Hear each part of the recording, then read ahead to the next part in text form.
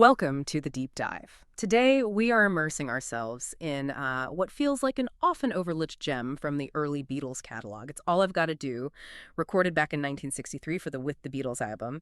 And our mission really is to take this, while seemingly simple track, and unpack its fascinating emotional layers. Because there's this central paradox, right? How does this song feel so upbeat? It's got this soulful, foot-tapping rhythm, and yet, when you listen closely, it sounds achingly lonely. Yeah, that paradox is exactly why it's such a subtle masterpiece, I think. It captures something really specific about young love, especially in the early 1960s. It's a real study in these clashing emotions. You got this deep melancholy, but then, bam, this profound, almost instant romantic relief. And the question it kind of raises is, how much do we rely on these simple, singular connections? Yeah. To bridge that physical and emotional distance, it's really about dependence, isn't it? Making that one phone call the absolute lifeline in a, well, pretty solitary world. Okay, let's start there. With that feeling of isolation you hear in the verses. The sources we looked at really highlight this. It's like the whole song hinges on the speaker's state before he makes contact. It feels, I don't know, almost suffocating until you get that key line. Whenever I want you around, girl, all I got to do is call you on the phone. And what's really striking there is the underlying assumption, the separation. It's persistent. It's almost painful.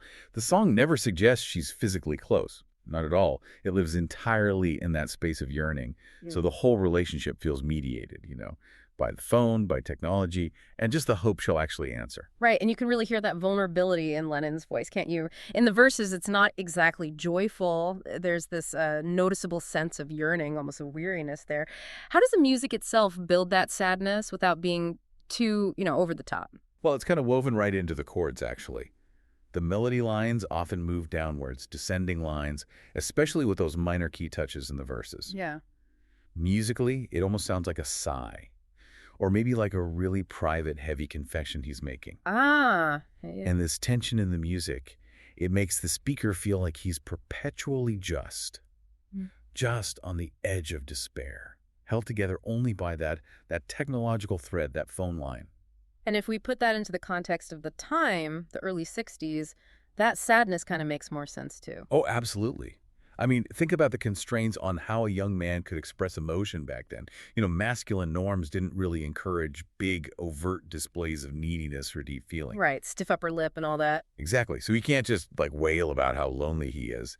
The sadness has to seep through in these quieter ways. You hear it in that weary vocal, the minor key feel in the music. This is really restrained vulnerability. Which makes it incredibly poignant, actually. Yeah, it's the loneliness of feeling maybe surrounded by people, but still totally adrift until that connection is made.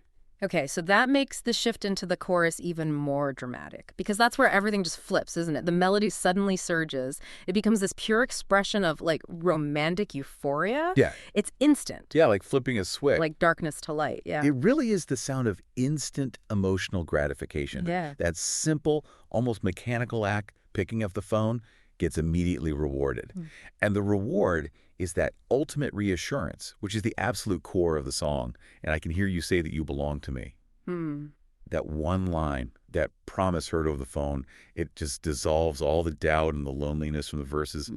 Gone. And what's striking is how simple the trigger is. All I've got to do, it sounds completely effortless. Yes. Like no grand gestures, no expensive gifts, no big sacrifices, just make the call. And that simplicity is the romantic statement, isn't it? The power lies right there in the reliability, the accessibility, the sheer dependability of knowing she'll be there. Yeah. In a world that feels complicated, love becomes this one thing, this one resource that's just instantly available, like affection on demand. Let's dig into that specific phrase, though. You belong to me. That feels much heavier than just saying, I love you. Oh, definitely. What does that specific wording tell us about commitment, back in the early 60s? Well, it carries the full weight of romantic devotion for that era. It really signifies mutual possession, a kind of reciprocal claiming of each other. In that 1960s ideal of commitment, this idea of belonging to each other offered tremendous security. It gave you an identity, a shared purpose. Removes all doubt. Exactly. It wipes away any ambiguity. It guarantees that the fear and loneliness he felt just moments before in the verse, well, it was unfounded. The relief is so immediate because the certainty feels absolute.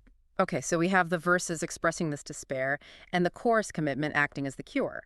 How does the music, the actual arrangement, support this emotional whiplash? The music really functions as the the emotional safety net for the whole thing. Hmm. The overall feel is classic early Beatles pop, for sure. But specifically, it's driven by this really strong syncopated beat. It's almost got a Motown feel to the backbeat. Right, you can really hear that. And that vibrant, upbeat tempo is crucial. It's the counterpoint. Yeah. If the music stayed sad, the song would just be depressing. Yeah, it wouldn't work as pop. Right. Instead, that persistent rhythm offers immediate hope. It says, don't worry, the relief is coming. And thinking about that rhythm section, the drums are solid, but the bass line really pushes it along. Oh, definitely. Paul McCartney's walking bass line is absolutely essential there. It locks in that danceable kind of Motown propulsion and ensures the energy, the momentum never really drops. And what about the hand claps? They seem simple but effective. They're brilliant. Such a simple touch, but they add this communal feel, almost celebratory. It's like his lonely suffering isn't entirely private.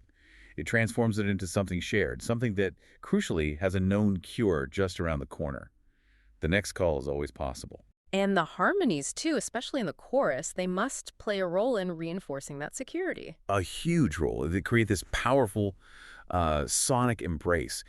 When that chorus hits, Lennon's solitary verse voice is suddenly joined by those tight three-part harmonies. Yeah, it fills out the sound completely. And that shared vocal texture, it musically hammers home the lyrical message. Yeah.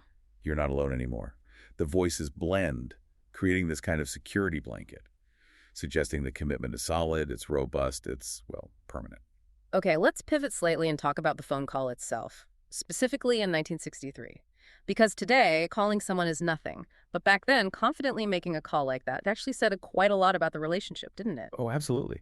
If you place it in the context of mid-century technology, the barriers were pretty significant. I mean, long-distance calls were expensive. You often had to place them from specific locations or lines.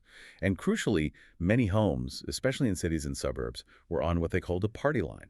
Right, I've heard of those. For listeners who might not know, what did that actually mean practically, having a party line? It meant basically zero privacy. Anyone else sharing that physical phone line could just pick up their receiver and listen to your entire conversation. Wow. Okay. And on top of that, remember, 1963, no answering machines, no voicemail, no way to guarantee the person would even be home, let alone answer. Making a call took effort, patience, and frankly, a lot of confidence that the person on the other end would be there and pick up right away. So when the speaker says, with such confidence, all I got to do is call, and he knows he'll immediately hear her voice, that's not just convenient. It's like a kind of romantic luxury. It really is. It's the ultimate signal of romantic prioritization. That ease he describes isn't just luck. It's a result of a serious mutual commitment. She has to make herself available.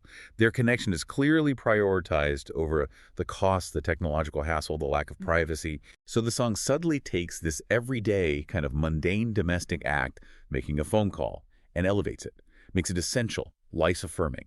It becomes the solid, reliable anchor point in what feels like an otherwise solitary and complicated world for him. It's just fascinating how Lennon manages to take that raw neediness, that desperate desire to escape loneliness, and wrap it up so perfectly in this irresistible pop structure.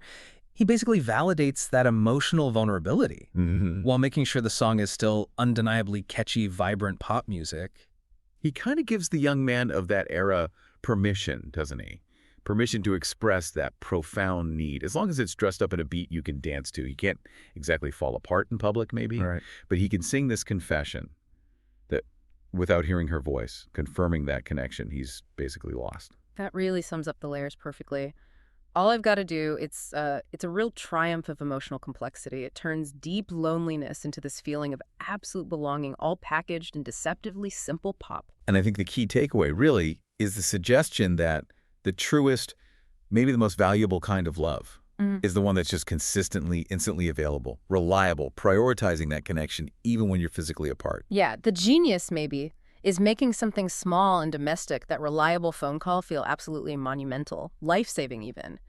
It suggests that maybe, in the architecture of lasting love, the most profound moments aren't always the grand one-off declarations, but maybe they're the reliable, repeatable ones, the small connections that hold everything together day in, day out. Well, thanks for joining us for this deep dive. My pleasure. It was great to explore this subtle classic track. And thank you all for listening. We hope you feel maybe a little more tuned in to the hidden depths of the early Beatles catalog now. Until next time.